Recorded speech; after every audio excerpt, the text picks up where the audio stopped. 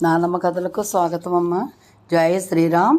నిన్నను హే సీత హే లక్ష్మణ అంటూ అచ్చం శ్రీరాముడు అరిచినట్టే అరిచాడు. ఇదంతా రావణుడి పన్నాగంలో భాగమే. అప్పుడు సీత, లక్ష్మణ, నీ అన్న గొంతే అది, నీ సహాయం అవసరం, వెంటనే వెళ్ళు అని తొందరపెట్టింది.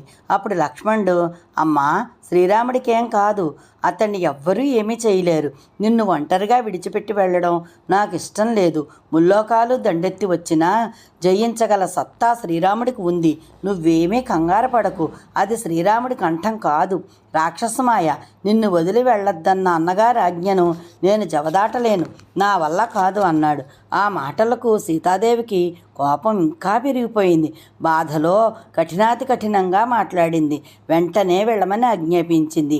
లక్ష్మణుడు మౌనం వహించాడు. చేతులు జోడించి అన్నాడు, అమ్మా, నువ్వు నాకు దైవంతో సమానం. సరే, నీ ఆజ్ఞను పాటిస్తూ వెళ్తున్నాను. ఇప్పుడు జరిగిన దానికి ఈ వనదేవతలే సాక్షులు. అంతేకాదు, నేను మళ్ళీ వచ్చేదాకా కూడా ఈ వనదేవతలే నీకు శ్రీరామ రక్ష.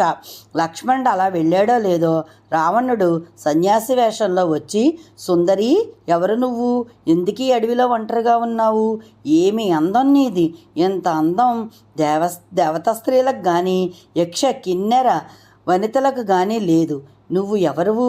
పార్వతివా, లక్ష్మివా, అప్సరసవా, రతీదేవివా అన్నాడు రావణుడు. సీతాదేవి అతన్ని చూసి చూడడానికి బ్రాహ్మణులాగే ఉన్నాడని గౌరవించింది.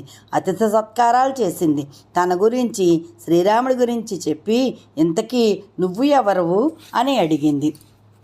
రావణుడు తన వివరాలు చెప్పి, నీ అందం నన్ను ఆకర్షించింది. నువ్వు అన్నావంటే నిన్ను నా రాణిని చేసుకుంటాను. నేను అపహరించి తెచ్చిన స్త్రీలు ఎంతోమంది నా దగ్గర ఉన్నారు.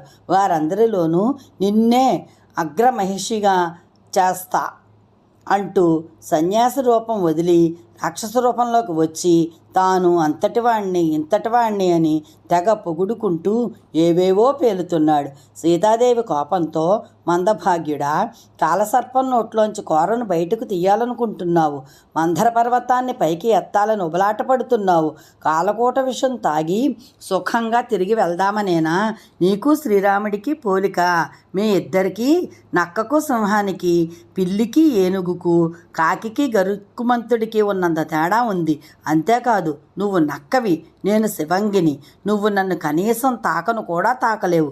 నాది సూర్య తేజస్సు. ఆకలి మీద ఉన్న సింహాన్ని కదిలిస్తున్నావు.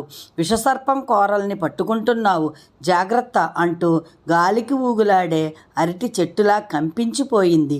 ఆ మాటలకు రావణుడు ముఖం చిట్లించి శరీరం పెంచి 10 తలల రూపంతో నిలబడ్డాడు. హఠాత్తుగా ఆమెను పట్టుకుని రథం ఎక్కాడు. రథం రివ్వున ఎగిరింది. ఆడపాములాగా మెలికలు తిరిగిపోతూ పెనుగులాడుతోంది సీతాదేవి. ఆమె ఆర్తనాదంతో అడవంతా మార్మోగిపోయింది. పాపాత్ముడు చేసే చెడ్డ పనులకు ఫలితం వెంటనే కనిపించదు.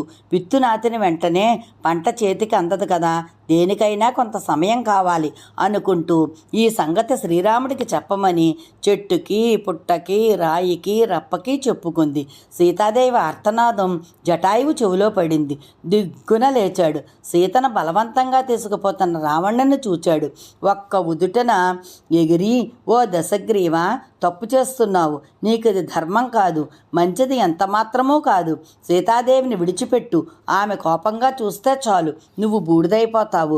మొయ్యలేని బరువు తలకెత్తుకున్నవాణ్ణి ఆ బరువు కుంగదీస్తుంది. అందువల్ల మోయగలిగినంత బరువే మొయ్యాలి. ఏది తింటే ఆరోగ్యంగా ఉంటుందో అదే తినాలి. ఏదైనా ఒక పని చేశామంటే అది ధర్మబద్ధంగా ఉండాలి. దానివల్ల కీర్తి రావాలి. ఈ రెండూ లేకుండా ఒట్టి శారీరక శ్రమ మాత్రమే మిగిలే పనుల్ని ఎవ్వడూ చెయ్యడు. నేను బతికి ఉండగా నిన్నీ పని చెయ్యనివ్వను సుమా అంటూ దాడి చేశాడు. కొంతసేపు యుద్ధం జరిగింది. చివరికి రావణుడు జటాయువు రెక్కలు పాదాలు నరికివేశాడు. దాంతో నేల కూలిపోయాడు జటాయువు. పెనుగులాట పెనుగులాడుతోంది సీతాదేవి. ఆ పెనుగులాటలో ఆమె ముత్యాలదండ కాస్త తెగిపడిపోయింది. సీతాదేవికి పర్వతం మీద కొందరు వానరులు కనిపించారు. కొన్ని నగలు మూటగట్టి వాళ్ళు చూసేలా విసిరేసింది సీతాదేవి. రావణరథం పంపానదిని దాటి లంకానగరం వైపు దూసుకుపోయింది. రావణుడు సీతను అశోకవనంలో నిర్బంధించి రాక్షస స్త్రీలను ఆమెకు కావలిగా ఉంచాడు. తనకు లోబడమని ఆమెను బెదిరించాడు. సీత, నీకు 12 నెలలే గడువు, ఈలోగా మనసు మార్చుకో అన్నాడు. దానికి సీతాదేవి ఒక్క గడ్డిపర కడ్డి పెట్టుకుని, రావణ, దశరథ మహారాజు ఎంత గొప్పవాడో నీకు తెలుసు.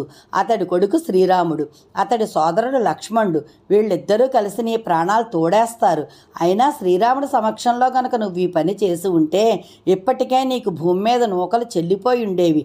నీ దగ్గర ఉన్నారనే 32 కోట్ల మంది ఉన్నారని చెప్పేవే రాక్షసులు, వాళ్ళందరూ శ్రీరాముడి చేతిలో గరుక్మంతుడి ముందు సర్పాల్లా నశించిపోతారు. శ్రీరాముడి బాణాలు నిన్ను వదలవు, చీర్చి చెండాడతాయి. నీది ముగిసిన చరిత్ర, ముగిసిన ఆయుష్, గతించిన వైభవం. పరసతిని అపహరించడం ఏదో పెద్ద ఘనకార్యంగా భావిస్తున్నావు నువ్వు. వినాశకాలం దాపరించిన వాళ్ళకే ఇలాంటి విపరీత బుద్ధులు పుడతాయి.